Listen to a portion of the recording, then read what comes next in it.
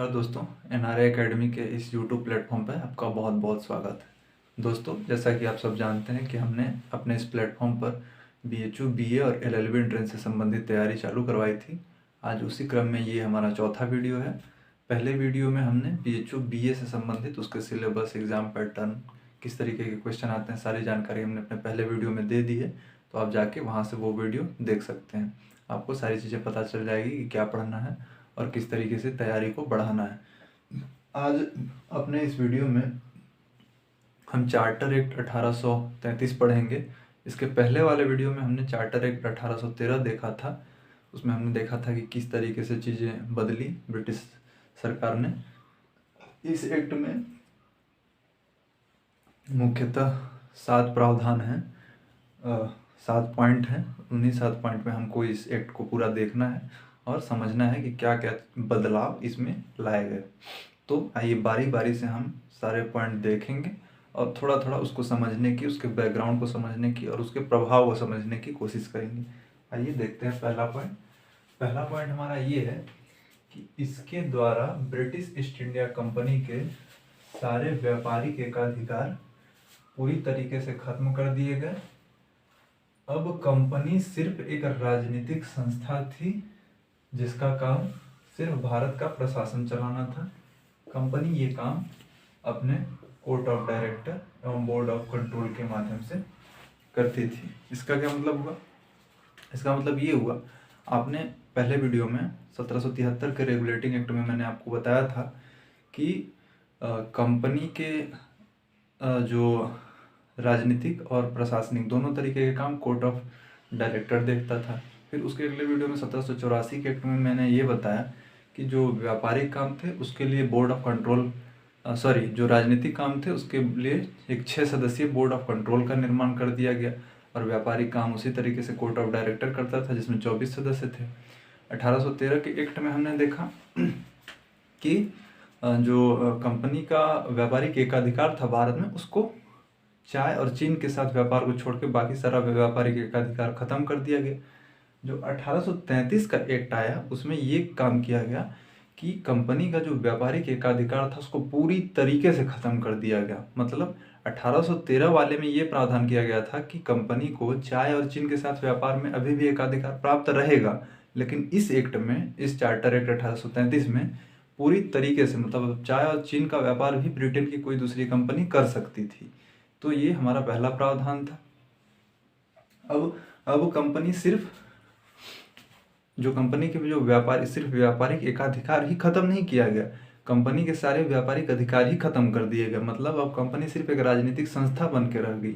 पहले वो व्यापार करने आई थी, एक कंपनी थी, यहाँ से मुनाफा कमाना उसका उद्देश्य था, लेकिन अब कंपनी को पूरी तरीके से एक पॉलिटिकल बॉडी बना दिया गया। अब कंपनी का काम व्यापार करना नहीं था, अब वो भारत का प्रशासन देखती थी। ब्रिटिश ईस्ट इंडिया कंपनी जो कि भारत का सिर्फ प्रशासन देखेगी इस एक्ट के बाद से, और जो व्यापार था वो ब्रिटेन की दूसरी कंपनियां करेंगी। तो जो सबसे पहला और सबसे महत्वपूर्ण प्रावधान था कि इस एक्ट के द्वारा ब्रिटिश ईस्ट इंडिया कंपनी के सारे व्यापारिक एकाधिकार खत्म कर दिए गए। क्वेश्चन एग्जाम में सीधी इसी तरीके से पूछ लिया जाता है कि किस एक्ट के माध्यम से भारत में ब्रिटिश सरकार ने ब्रिटिश ईस्ट इंडिया कंपनी के सारे व्यापारिक एकाधिकार को खत्म कर दिया गया। ऑप्शन में आपको आ जाएगा 1813 का चार्टर एक्ट, 1833 का चार्टर एक्ट, 1858 का अधिनियम और एक कोई और ऑप्शन दे देगा। तो उसमें आपको आंसर 1833 का चार्टर एक्ट। 1833 के चार्टर एक्ट के माध्यम से ब्रिटिश सरकार ने भारत में कंपनी के सारे व्यापार से संबंधित उसका पूरा का पूरा काम ही खत्म कर दिया। अब कंपनी सिर्फ एक प्रशासनिक, एक एडमिनिस्ट्रेटिव बॉडी बन के रह गई। अब भारत में उसका काम सिर्फ प्रशासनिक था। जो हमारा अगला प्रावधान था वो क्या था? वो ये था कि बंगाल के गवर्नर जनरल को भारत का गवर्नर जनरल कहा जाने लगा। भारत का प्रथम governor general Lord William Bentinck था।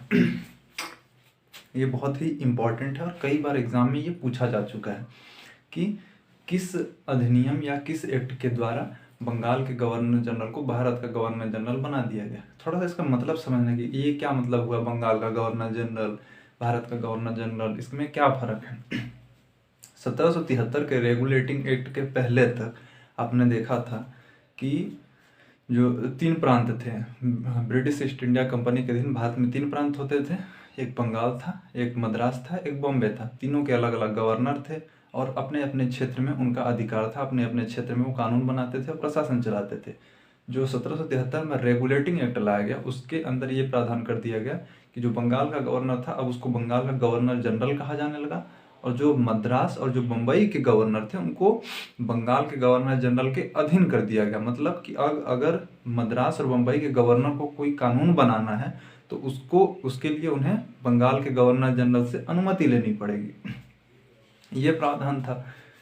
लेकिन जब 1833 का एक्ट आया तो ये प्रावधान कर दिया गया कि जो मद्रास और बम्बई के गवर्नर थे उनके सारे कानून बनाने से संबंधित सारे अधिकार ही खत्म कर दिए गए। मतलब पहले ये था कि वो बंगाल के गवर्नर जनरल से अनुमति लेके कोई कानून बना सकते थे, लेकिन अब उनका वो काम ही खत्म कर दिया गया। वो काम अब सीधे सीधे दे दिया गया बंगाल के गवर्नर जनरल को कानून बनाने का। मतलब बंगाल का गवर्नर जनरल पूरे भारत के क्षेत्र के लिए कानून बना सकता था और लागू कर सकता था, पहली बात। दूसरी बात कि अब बंगाल के गवर्नर जनरल को बंगाल का गवर्नर जनरल नहीं कहा जाएगा, अब बंगाल के गवर्नर जनरल को भारत का गवर्नर जनरल कहा जाएगा। दूसरी बात, अब चूंकि बंगाल का जो गवर्नर जनरल था वो भारत का गवर्नर जनरल हो चुका था, अब बंगाल के लिए एक अलग से गवर्नर की आवश्यकता पड़ने लगी। भाई एक तरफ वो भारत का भी पूरा प्रशासन देख रहा है, भारत के लिए पूरा कानून बना रहा है, दूसरी तरफ बंगाल के लिए भी कानून, तो लोड ज़्यादा हो जाता। तो इसलिए बंगाल में एक अलग से लेफ्टिनेंट गवर्नर की नियुक्ति कर दी गई। मतलब कि अब एक गवर्नर बंगाल का होगा, एक मद्रास का होगा, एक बम्बई का होगा, और पूरे भारत के लिए एक गवर्नर जनरल होगा। जैसे आज कैसे होता है कि हर स्टेट में एक राज्यपाल होता है और सबसे ऊपर राष्ट्रपति होता है, राष्ट्रपति पूरे देश के लिए कानून बनवाता है संसद में, उसी तरीके से यहाँ पे व्यवस्था कर दी गई। बशर्ते कि अब बंगाल मद्रास और बम्बई के गवर्नर कानून नहीं बना सकते थे, उनका काम था कि जो भारत का गवर्नर जनरल कानून बनाएगा उन्हीं को लागू करना है। तो ये हमारा दूसरा सबसे इम्पोर्टेंट प्रावधान था। जो पहला भारत का गवर्नर जनरल था वो लॉर्ड विलियम बेंटिक था। क्वेश्चन आपको सीधे ये पूछा जाता है कि भारत का प्रथम गवर्नर जनरल कौन था? Lord William Bentinck. इसी क्वेश्चन को थोड़ा सा उलट देता है, आंसर यही होगा लॉर्ड विलियम बेंटिक। कैसे? कि बंगाल का अंतिम गवर्नर जनरल कौन था?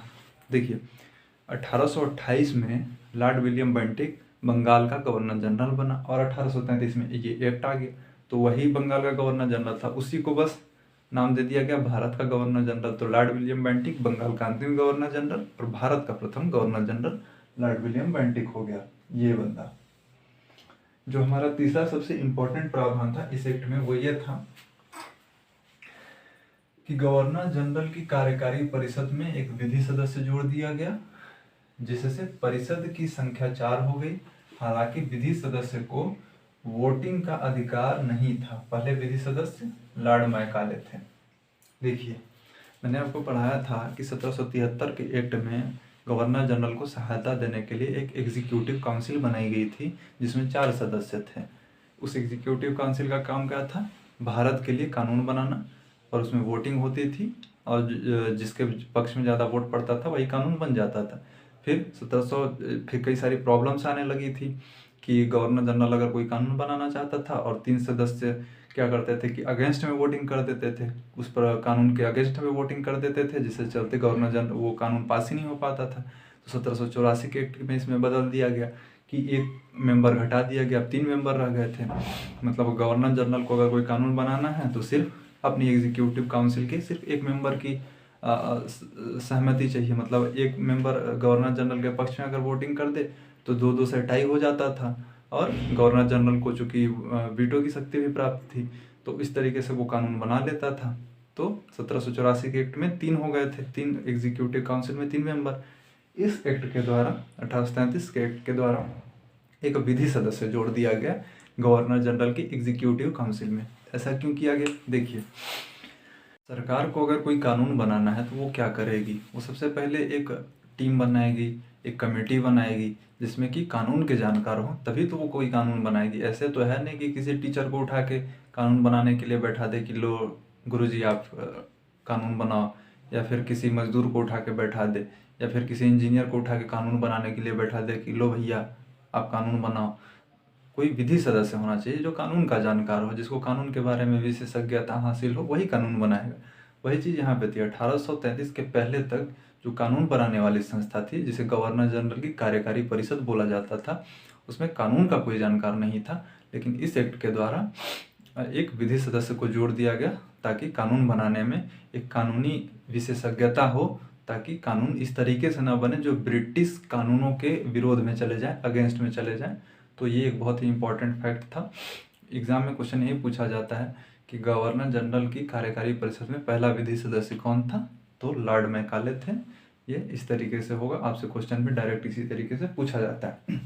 जो हमारा अगला फैक्ट है वो ये है कि इस अधिनियम के तहत भारत में सिविल सेवकों की भर्ती के लिए खुली प्रतियोगिताओं का प्रावधान किया गया। देखिए, अभी तक क्या होता था कि जो ब्रिटिश ईस्ट इंडिया कंपनी है, वो यहाँ के प्रशासन चलाने के लिए उसे लोग चाहिए। जैसे आज कौन होता है प्रशासन, कौन चलाता है, कलेक्टर, एसडीएम, एसपी, डीएसपी, इस तरीके के लोग होते हैं।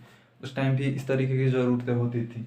लेकिन क्या करती थी कि कंपनी डायरेक्ट अपने मन से किसी को भी कलेक्टर बना दो, किसी को भी डीएसपी बना दो, कुछ भी बना दो, इस तरीके की व्यवस्था चलती थी। कंपनी वो अपने हिसाब से डिसाइड कर लेती थी। अब चूंकि ब्रिटिश सरकार यहाँ पे आ गई थी, ब्रिटिश सरकार ने क्या किया कि अब जो भी प्रशासनिक अधिकारियों की या सिविल सेवकों की भर्ती होगी वो प्रतियोगिता के माध्यम से होगी, वो इस कानून में प्रावधान कर दिया गया। तो यहाँ से आपको धीरे धीरे भारत में सिविल सेवा की शुरुआत देखने को मिलती है। अगला प्रावधान क्या था, दास प्रथा का उन्मूलन। ये बहुत ही इम्पोर्टेंट है और एग्जाम में सीधे कई बार पूछा जा चुका है कि भारत में दास प्रथा का उन्मूलन कब हुआ। देखिए, यहाँ थोड़ा सा कन्फ्यूजन होता है। जो दास प्रथा का उन्मूलन था, इसको कानूनी रूप से तो इसी एक्ट के तहत खत्म कर दिया गया, 1833 के एक्ट के तहत, लेकिन वास्तविक में उसको 1843 में खत्म किया गया। मतलब कि कानून में ये बना दिया गया कि भारत में दास प्रथा नहीं रहेगी, लेकिन वो चलती रही। कानून को उस तरीके से लागू नहीं करवाया गया। लेकिन 1843 आते आते तक सरकार ने पूरी तरीके से, पूरी कठोरता के साथ दास प्रथा का दमन कर दिया। तो एग्जाम में सीधे क्वेश्चन ये पूछा जाता है कि भारत में दास प्रथा का उन्मूलन कब हुआ या किस एक्ट के माध्यम से हुआ। तो किस एक्ट के माध्यम से, 1833। कब, 1843। अगला जो हमारा है, इस एक्ट को सेंट हेलेना एक्ट कहते हैं। ये ज़्यादा इंपॉर्टेंट है नहीं, आपको बस याद रखना है कि सेंट हेलेना एक्ट किसे बोलते हैं। तो 1833 के एक्ट के, हालांकि इसके पीछे भी एक लंबी स्टोरी है, लेकिन वो उसको जानने के लिए आपको कोई ज़रूरत है नहीं, एग्जाम में पूछा भी नहीं जाएगा। बस आप थोड़ा सा इसको याद कर लो कि ये सेंट हेलेना एक्ट 1833 के एक्ट को बोला जाता है। तो दोस्तों, ये था आज का पूरा 1833 का चार्टर एक्ट। आपको ये वीडियो कैसा लगा? अगर आपको कोई दिक्कत हो, कोई कन्फ्यूजन हो, तो आप पूछ सकते हो। और जो कोई भी समस्या हो तो हमें इस व्हाट्सएप नंबर पे आप हमें कॉल कर सकते हो, मैसेज कर सकते हो। बीएचयू एंट्रेंस से संबंधित कोई भी जानकारी के लिए और किसी भी तरीके का कन्फ्यूजन हो तो आप यहाँ से जानकारी ले सकते हो। अगर आपको पसंद आया हो तो वीडियो को लाइक ज़रूर कर दें और अपने दोस्तों के साथ शेयर कर दें। एक और इम्पॉर्टेंट चीज़ जो मैं आप लोगों को बताना चाहता हूँ कि इस चैनल पे बीएचयू बीए एंट्रेंस से संबंधित तैयारी पूरी तरीके से फ्री में कराई जाएगी।